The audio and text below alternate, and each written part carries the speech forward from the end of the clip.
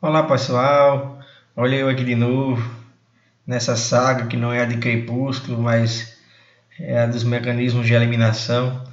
E dando sequência aos nossos estudos, nós vamos falar um pouquinho hoje acerca da competição entre substituição e eliminação, né? Nós observamos aí durante essa nossa caminhada, a substituição ela está para os nucleófilos, assim como a eliminação ela está para as bases. Não é assim? É exatamente essa força da base, essa análise do substrato e das condições reacionais que nos fazem favorecer aí ou uma ou outra, né? A gente sabe que tanto SN1 quanto E1 passam por carbocátion e passam por nucleófilos ou bases fracas. E E2 ocorre aí em meio de bases fortes e nucleófilos fortes, né? Então, no livro texto dado a vocês, tem alguns diagramas que podem ajudar vocês a tomar essa decisão. Qual tipo de produto será majoritário numa reação, sabendo que há competições entre a E2 e a SN2 e a E1 e a SN1. Bom, para substrato terciário, vou começar aqui, a gente observa que substrato terciário é bom para SN1, é bom para E1 e é bom para E2. Ô, professor, por que substrato terciário é bom para E2 e para E1? Porque, não sei se você lembra, caro aluno, a regra de regioseletividade de Zaitsev lá vai falar que os produtos de eliminação, ou seja, os alcenos majoritários, são os mais substituídos. E aí, isso vai ocorrer com certeza quando o substrato é terciário, ok? Então, só que E1 e E2, E1 e SN1 passam por carbocátion e E2 não passa por carbocátion, tá? Um diferencial de condução de reações de eliminação é sempre o fator temperatura. Se você observar aqui, ó, entre um SN1 e E1, nós observamos que a temperatura aqui é uma temperatura alta, então você vai levar isso sempre como uma regrinha básica e geral, tá? Temperaturas elevadas conduzem à eliminação. Ó, alta temperatura é 1, alta temperatura é 2 e baixa temperatura é SN1. Mas a diferença entre E1 e E2 é exatamente na questão da base, né? Nós observamos que um E1 ocorre em meio neutro, quer dizer, nucleófilos fracos, em meio ácido. Já nós temos na E2 base forte concentrada, ok? Então, alguns indícios para nós. Quando o substrato é secundário, aí é onde há aquela salada, né? Porque se eu tiver aqui, ó, temperatura alta favorece a E2, temperatura alta que com nucleófilo fraco pode conduzir a uma mistura de produtos, né? Onde a E1 é majoritária frente a SN1, e aí vem a pergunta, por que a E1 majoritária a SN1? Porque a temperatura é alta, tá vendo? E aqui a baixa temperatura com nucleófilo forte, uma SN1 majoritária a E1, tá vendo? Isso para substrato secundário, lembrando o meio aqui é o mesmo, meio ácido, meio neutro, tá vendo? E por que esse meio ácido, professor? Você vai lembrar que nos álcoois, por exemplo, eu preciso de um meio ácido para fazer um ácido base antes da formação de carbocátion, né? Então lembra disso, tá bom? Com relação à eliminação e tal. E a substituição também, porque eu estou melhorando aí o grupo abandonador de hidróxido para água, né? Então, ok? Bom, mas aí se você tiver base forte concentrada, não tem para onde correr. É 2, tá vendo? Aí temperaturas elevadas. Se não for um meio básico forte, é tóxido, metóxido, terbotóxido, né? Então aqui a gente vem para SN2, ok? Bom, para primário não estabilizado, né? Então a gente vai observar exatamente isso. Se o nucleófilo for forte, base fraca, temperatura baixa ou alta, vai dar SN2 aqui, mas por conta do caráter do nucleófilo, né? Por exemplo, os nucleófilos não sendo base forte, sendo base fraca, então CN-, né? Então não tem problema, vai dar SN2 tranquilo, né? A gente estudou muito isso. Já se eu tiver um meio básico forte, concentrado em altas temperaturas, favorece a E2. Vê que um dos diferenciais é a temperatura e o outro é essa questão aqui, base forte, base fraca, né? Se ela é base fraca, mas é um nucleófilo forte, é SN2. E aí você precisa estar ligado, né? Naquela ideia da relação. Nem tudo que é básico é nucleofílico, né? E aí a gente vai conseguindo ter alguma ideia do qual majoritário é o produto, né? Numa reação. A gente não quer mistura, né? A gente quer um produto só, tá? Então eu vou dar uns exemplos para a gente analisar. Vamos analisar alguns exemplos? Sim ou não? Bom, sim, né? Então vamos lá. Primeiro exemplo aqui eu vou colocar duas reações, ó. Substratos iguais, 1,5 de Ki e acetona como solvente, 1,5 de termotóxido em terbutanol 80 graus. Que mecanismo você acha que vai acontecer essa primeira aqui? Então vamos observar. Substrato aqui é secundário e substrato aqui é secundário. Só que aqui eu estou em um meio nucleofílico forte, né? Secundário, em um meio que é nucleofílico forte, iodeto aqui, ó. E o solvente polar aqui é polar aprótico.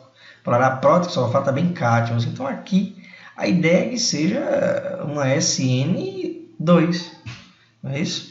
E aqui o meio ele é básico forte, termotóxico, é um dos alcóxidos, né? E para rechear esse bolo ele coloca uma temperaturazinha aqui elevada de 80 graus. Então o fator de temperatura com meio básico forte, né? Um meio básico forte com certeza vai conduzir essa reação de eliminação. Aqui a formação de um alceno, né? É 2 porque o meio é básico forte, e aqui nucleofílico forte SN2. Então está aqui produto da SN2 com inversão de configuração, lembra disso? Toda SN2 com inversão de configuração, e aqui embaixo o produto, um alceno, E2, ok? Então olha como fica fácil a análise, né? Olha só, duas reações, mesmo substrato. Qual é a diferença? Bom, aqui eu tenho um nucleófilo a 10 graus, água é um bom nucleófilo, substratos são terciários. Aqui eu tenho água, mas eu tenho meio ácido catalítico, né? Tem um ácido catalítico, 100 graus. Então, temperatura 100 graus, temperatura 10. A água é um nucleófilo, né? Nucleófilo fraco, é neutro, é um nucleófilo fraco, então eu creio que seja por SN1.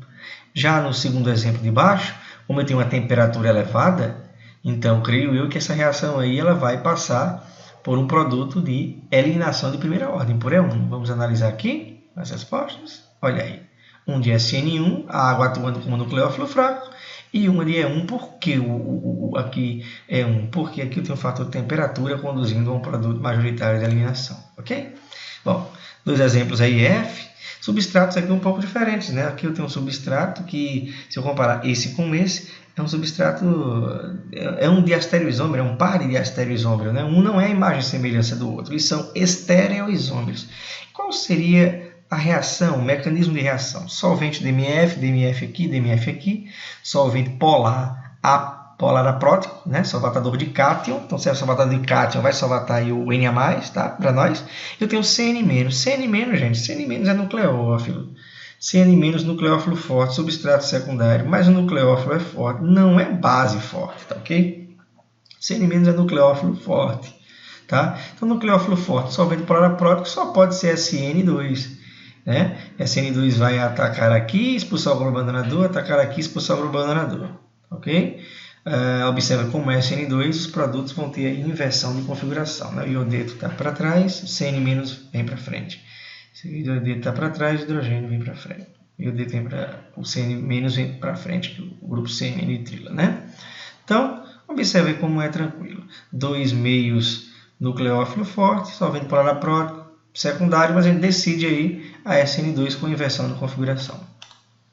Aqui, 4 exemplos. Olha só que interessante. Vamos analisar esses dois primeiros lá em cima. Olha só. Aqui eu tenho esse grupo abandonador aqui, né? Amônio, ele não é um grupo abandonador bom. Então, primeiro ponto. A gente identificou que ele é um grupo abandonador ruim. Além disso, o meio aqui, ele é nucleofílico ou ele é básico forte? Ele é básico forte, termotóxido. E se você lembra das nossas aulas de nucleofilicidade e basicidade, termotóxido é uma base muito forte, mas ela é pouco nucleofílica. Se ela é pouco nucleofílica e é base forte, com certeza essa reação só pode ser de E2, porque o meio é básico forte.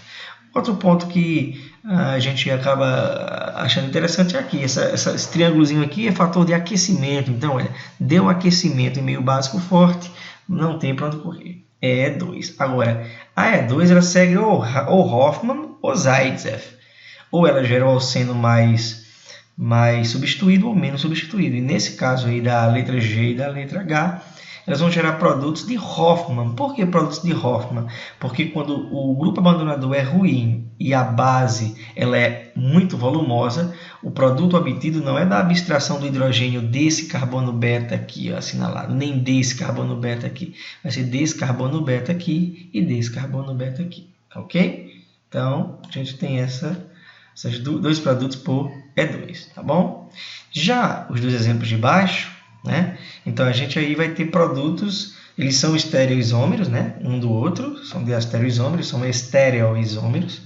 E se você vai analisar como a reação de eliminação de segunda ordem é estereosseletiva, você vai ter estereoisômeros diferentes nos produtos. Por que o professor Cláudio disse que era E2? Não, aqui está muito fácil.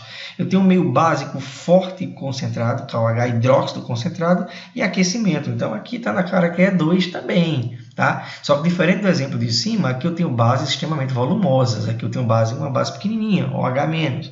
Né? Então, os produtos obtidos vão ser diferentes. Vão ser um de configuração Z e o outro de configuração E. Tá. Ô professor, por que um de configuração Z e um de configuração E? Aqui, caros alunos, a gente precisa analisar as projeções de Newman, como a gente tinha feito no vídeo anterior. Então, olha só. Substrato primeiro, lembra que eu fiz? Coloca o observador, desenha a conformação. Nessa conformação existe hidrogênio antiperiplanar ao grupo de saída? Não. Então, eu fixo a parte da frente aqui, ó, giro a parte de trás, colocando ó, hidrogênio aqui, metila aqui, fenila aqui, tá? Aqui a nova conformação, elas estão em equilíbrio conformacional, tá? Essa aqui eu só dei uma rearranjada bonitinha nela, virei ela para cá, ó, se você olhar, não fiz nada com ela, tá? Só fiz dar uma giradinha. E aqui eu tenho o hidrogênio antiperiplanar ao iodeto, e aí quando esses dois são eliminados pela base, eu vou ter exatamente um produto Z. Aqui eu fiz de forma análoga para o outro composto.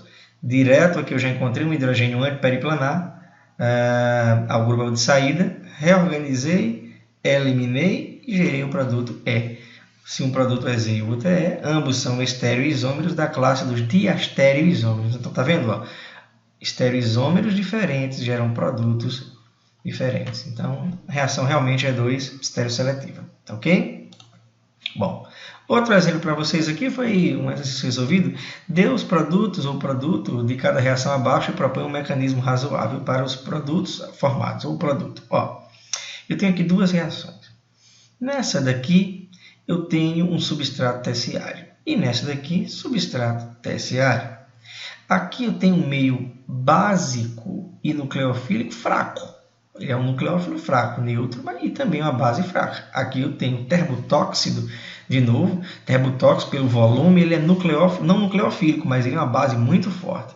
Então, como é que eu decido o produto ou os produtos? Vai depender das condições, né? Olha só, se o primeiro é substrato terciário, nucleofílico e base fraca, né? Então, eu vou gerar um carbocátio, tá bom? Aqui, ó, a primeira etapa. Aqui eu tenho um carbono beta, um beta e um beta 2, tá? E quando eu trato de carbono vizinho ao carbocátio, né? O carbono onde está alocada a carga positiva, eu tenho aqui a possibilidade de E1. Eu posso abstrair de beta 1, gerar esse produto, posso abstrair o hidrogênio de beta 2 e ter esse produto. Isso, mecanismo de eliminação. Se o álcool etanol atacar nucleofilicamente o carbocátio e gerar esse produto aqui, tá? Então, eu tenho um produto de SN1. E qual dos dois é majoritário? Bom, como aqui não teve nenhuma indicação de temperatura, fica a dica para vocês. Se nessa reação tivesse um fator de temperatura aí, aquecimento, então favoreceria com certeza os produtos de eliminação. Se por acaso aparecer temperatura ambiente, então vai favorecer predominantemente a reação de SN1, sendo o fator temperatura decisivo para a decisão de qual dos produtos será majoritário no processo. Já na outra não tem muito o que correr não. O substrato terciário, nucleófilo é fraco, que a base é muito forte. Bom, isso aqui eu não tenho para onde correr, tá bom? Então eu tenho aqui beta 1, beta 2 e beta 2, os produtos vão ser os produtos de E2, sendo esse produto primeiro aqui representado, o majoritário devido a ser um alceno mais substituído, tá bom? Eu tenho esse carbono aqui, ó, que não está ligado a nenhum hidrogênio, e esse carbono aqui está ligado a um hidrogênio, então ele é um alceno trissubstituído, ok? Aqui eu tenho um alceno dissubstituído, então trissubstituído pela regra de Zaitsev, ele vai ser o produto majoritário porque ele é o mais estável, tá ok? Bom, como o nosso resumão da aula, fica esses passos para vocês aí. Professor, como é que eu faço para decidir qual produto, qual mecanismo, qual reação? Primeiro identifica o substrato, se é primário, secundário ou terciário. Depois analisa o meio. É base nucleófilo forte, você vai ficar ali na SN2 ou E2. E se for um nucleófilo base fraco, vai ficar ali entre E1 e SN1. A temperatura é um fator favorável às eliminações, não pode esquecer disso. Tá ok? Então, essa foi curta, mas eu espero que vocês tenham gostado. Eu acho que termina aqui essa saga nossa, né? Não é a Crepúsculo, como eu falei anteriormente, tá? Mas é a saga das reações de eliminação, né? E toda essa conversa muito interessante sobre essas reações importantes do ponto de vista sintético para a química orgânica como um todo. Agradeço a todos pela atenção, um grande abraço. Força nos estudos, perseverança e qualquer coisa pode contar com o professor Cláudio, tá ok? Aguardo vocês nos fóruns, aguardo vocês na sala de tutoria, aguardo vocês em sala de aula para qualquer eventual discussão de dúvidas. Deixo para vocês 2 quizzes para que vocês possam responder e também uma lista de exercícios para que a gente possa segmentar cada vez mais o nosso aprendizado frente a essas reações. Forte abraço e até a próxima, se Deus quiser.